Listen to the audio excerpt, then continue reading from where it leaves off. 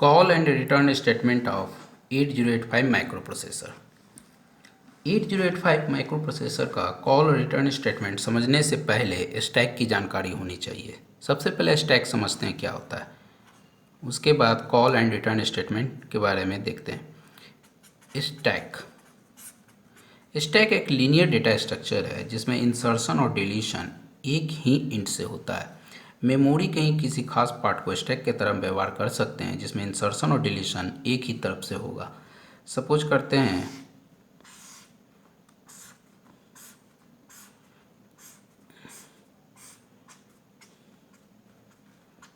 ये मेमोरी है जिसका एड्रेस इस प्रकार से हम लिए।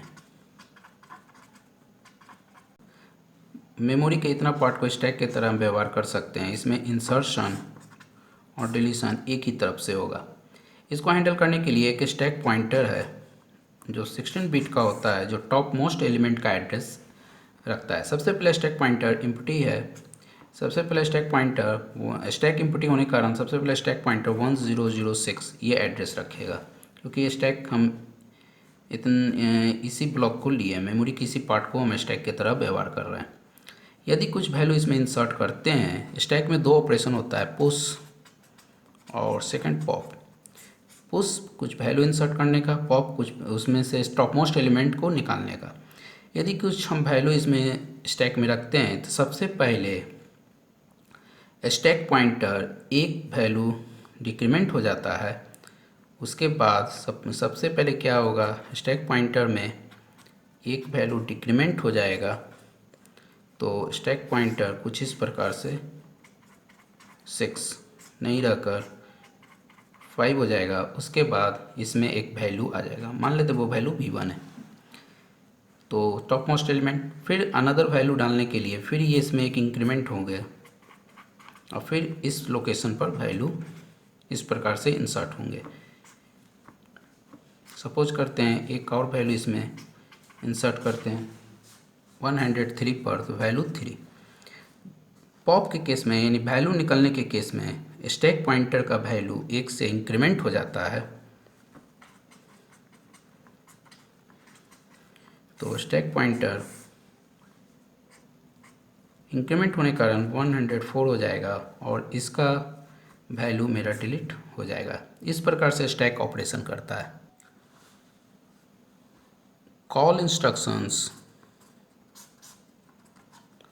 8085 का कॉल इंस्ट्रक्शंस ट्रांसफ़र करता है प्रोग्राम सीक्वेंस को दिए हुए मेमोरी एड्रेस पर।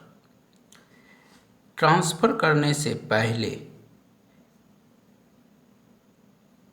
एड्रेस को स्टोर कर लेता है स्टैक में। इसको ऐसे समझते हैं, मेमोरी है,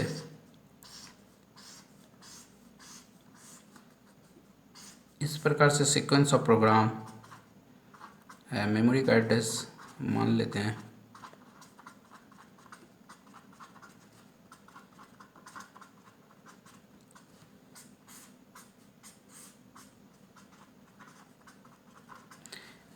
इंस्ट्रक्शंस 1, इंस्ट्रक्शंस 2, इंस्ट्रक्शंस 3, इंस्ट्रक्शंस 4।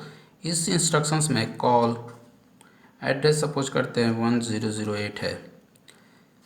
उसके बाद ये इंस्ट्रक्शंस कॉल हो जाएगा 1008 के पास। लेकिन कॉल करने से पहले कुछ ऑपरेशंस करना पड़ता है, कुछ ऑपरेशन होता है। ये करने से पहले करंट मेमोरी लोकेशन को प्रोग्राम काउंटर में स्टोर करंट मेमोरी लोकेशन को स्टैक में स्टोर कर लेता है। सबसे पहले जब इस इंस्ट्रक्शंस को फेच किया जाएगा तो प्रोग्राम काउंटर में 1004 एड्रेस होंगे। इस 1004 में कॉल 1008, तो सबसे पहले 1004 को स्टैक में स्टोर कर लिया जाएगा। मेमोरी के किसी खास पार्ट का 1011, 1012, 1013, 1014 इस प्रकार से एड्रेस है और एक स्टैक पॉइंटर है। सबसे पहले 1044 को हम स्टैक में रख लेंगे। स्टैक में रख लिया जाता है। स्टैक में रखने के लिए स्टैक जो है 8 बिट एड्रेस 8 बिट डेटा रख सकता है, क्योंकि यह मेमोरी का पार्ट होता है। इस जगह 10 हाई है और 04 को लो सिग्निफिकेंट बिट है। 10 को ये 1014 में स्टोर कर लेगा और 04 इस जगह पर स्टोर कर लेगा।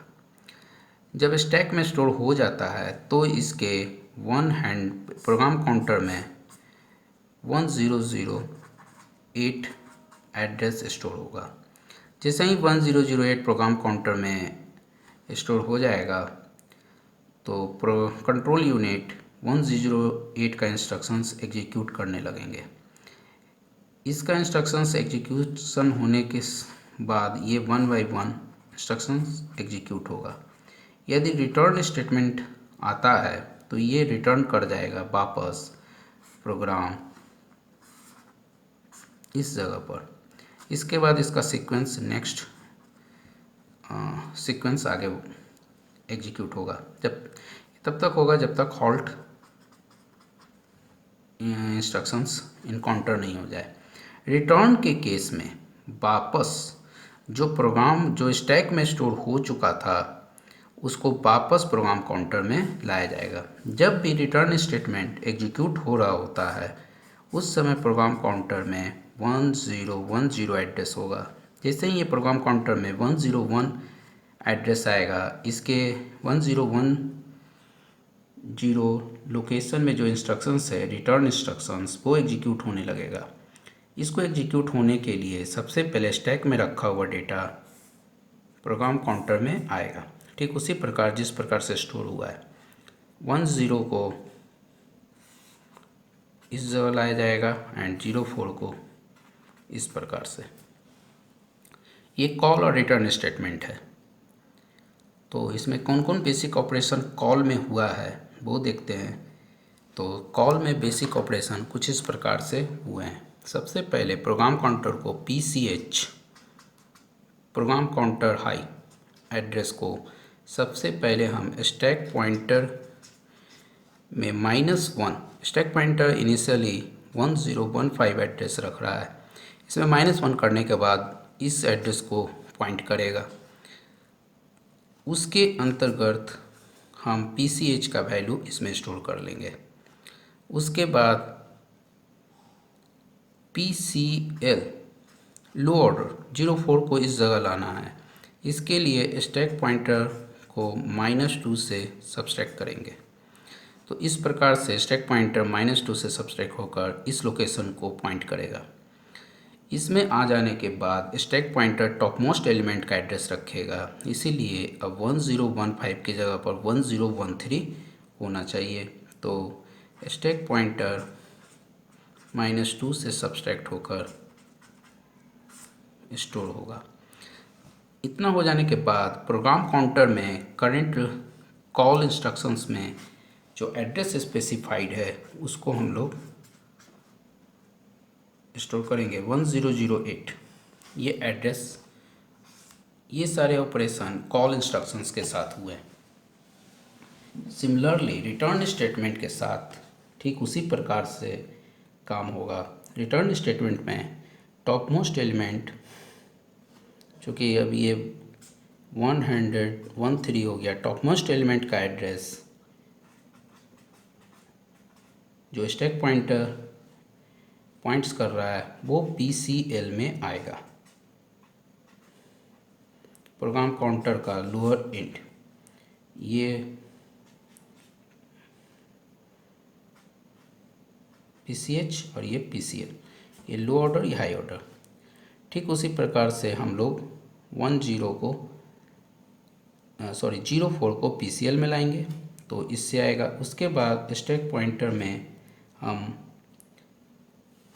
एक स्टैक पॉइंटर में एक ऐड करके नेक्स्ट PCH में 10 का वैल्यू लाएंगे। उसके बाद स्टैक पॉइंटर को हम 2 ऐड कर देंगे, जिससे कि टॉप मोस्ट एलिमेंट अब मेरा नेक्स्ट एड्रेस हो जाएगा।